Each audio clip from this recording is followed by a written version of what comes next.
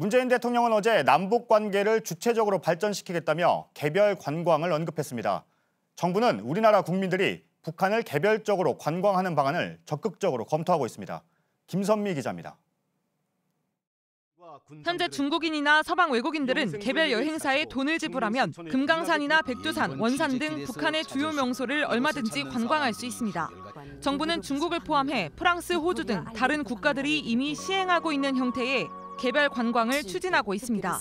즉 국가나 대행기업이 승인한 인원만 단체 형태로 가는 게 아니라 국민들이 북한 비자 등을 받아 개별적으로 북한을 갈 수 있다는 겁니다.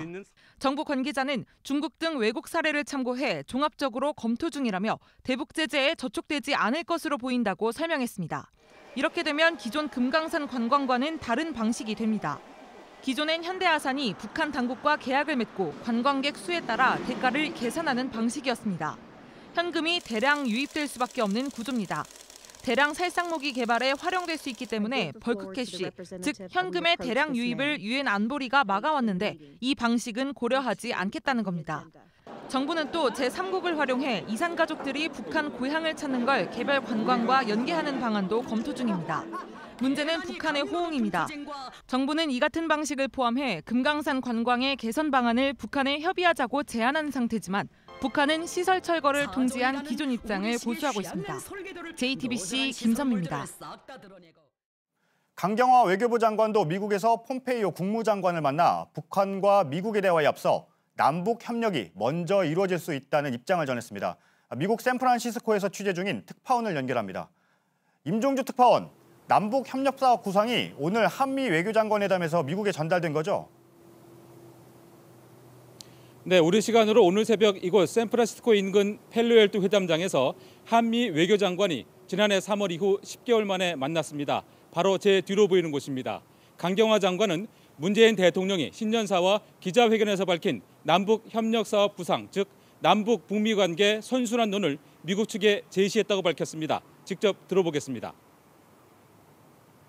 큰 틀에서는 우리도 북미 또 남북 대화가 같이 이렇게 서로 보완하면서 선순환의 과정을 겪으면서 가야 된다고 하는 것이 우리의 그 기본 입장이기도 하지만 그 특정 시점에 따라서는 북미가 먼저 나갈 수도 있고 또 남북이 먼저 나갈 수도 있다고 생각합니다. 네, 대북 제재의 예외로 인정될 수 있는 사안에 대해서도 논의가 오갔다면서요? 네, 그렇습니다. 강 장관은 남북 간 합의 중엔 제재가 문제되지 않거나 예외로 인정받을 수 있는 것도 있다면서 폼페이오 장관과 여러 의견을 나눴다고도 했습니다. 구체적으로 어떤 사안을 협의했는지 밝히지는 않았지만 남북 간 접경 협력 사업이나 개별 관광 등의 승인 문제 등을 협의했을 가능성이 있습니다. 네, 폼페이오 장관이나 미국 쪽 반응은 어떻게 나오고 있습니까? 네, 강 장관은 한미 간 이견이 있는 것 아니냐는 지적을 의식한 듯 미국 측도 우리 의지나 희망사항을 충분히 이해하고 있는 상황이라고 설명했습니다. 폼페이오 장관의 직접적인 반응은 아직 없습니다. 다만 미 국무부 관계자는 일치된 대북 대응과 긴밀한 조율, 또 안보리 제재 결의 이행 등을 언급했습니다. 북미 대화와 남북 협력이 보조를 맞춰야 한다는 기존 입장을 우회적으로 재확인한 것입니다. 호르무즈 해협 파병에 대해선 어떤 얘기가 좀 나왔습니까? 네, 강경화 장관은 호르무즈 해협에 경제적 이해관계가 있는 나라는 모두 기여해야 한다는 게 미국의 기본 입장이라고 전했습니다. 이 대목도 직접 들어보겠습니다. 우리도 말씀드렸듯이 거기에 70%의 그 원유 수입을 그 지역에 의존하고 있는 만큼 그런 뜻에서 한국도 여기에 큰 관심을 갖고 기여를 해야 되지 않겠느냐 하는 그러한 그 입장이고요. 사실상 직접적인 파병 요청입니다. 강 장관은 미국 측의 상세한 설명을 들었다며 어떤 결정을 내릴지는 국가안전보장회의 NSC 차원에서 논의가 계속될 것이라고 덧붙였습니다. 우리 국민과 기업의 안전뿐 아니라 이란과의 관계도 고려해야 한다고 했습니다. 정부의 고민이 깊어질 수밖에 없는 대목입니다. 네, 임종주 특파원이었습니다. 미국이 해외로 노동자를 보내 돈을 버는 북한 기업 등을 제재했습니다. 유엔 안보리 결의에 따른 후속 조치입니다. 해외 노동자를 거쳐 북한에 흘러들어가는 돈줄을 죄겠다는 겁니다. 그러면서도 미국 폼페이오 국무장관은 미국은 북한 안보에 위협이 되지 않는다며 북한의 협상 테이블 복귀도 촉구했습니다. 어환희 기자입니다. 미국이 이번에 추가 제재에 나선 곳은 평양 소재 고려남강 무역회사와 중국에 있는 베이징 숙박소입니다. 미 재무부는 남강 무역회사가 북한 노동자들을 러시아, 나이지리아 등 해외에 보내고 돈을 송금받았다고 밝혔습니다. 앞서 유엔 안전보장이사회는 북한 해외 노동자를 지난해 12월 22일까지 송환해야 한다고 결의했습니다. 이를 어기고 해외에 보내 돈을 벌고 있다는 겁니다. 미 재무부는 이번 조치는 대북 제재 이행에 대한 미국과 유엔의 계속된 의지를 보여준다고 강조했습니다. 다만 폼페이오 국무장관은 북한이 다시 협상 테이블로 돌아오길 기대한다고 했습니다.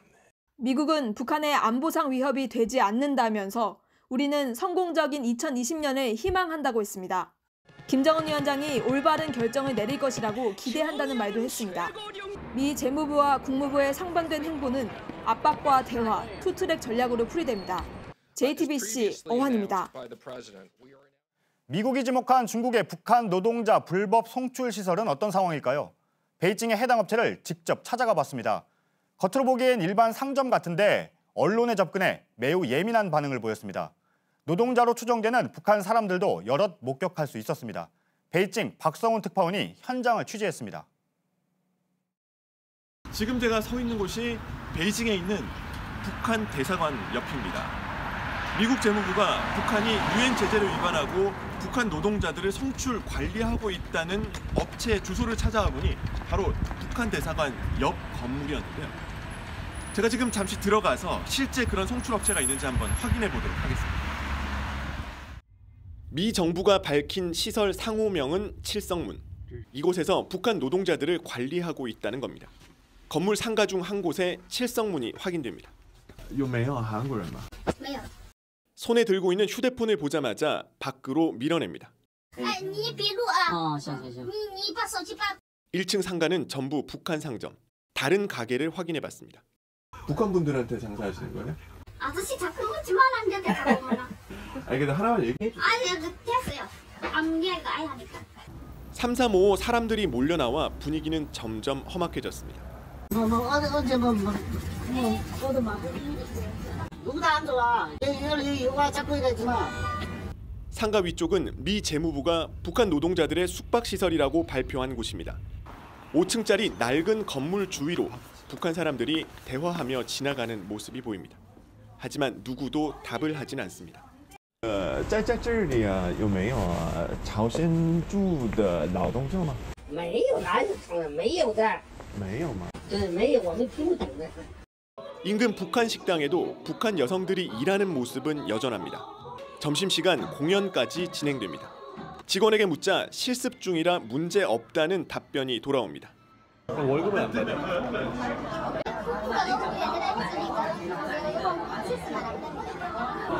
실습한다는 게 이렇게 일하는 거예요?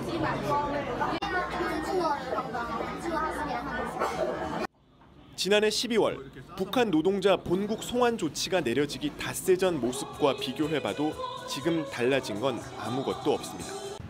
베이징에서 JTBC 박성훈입니다.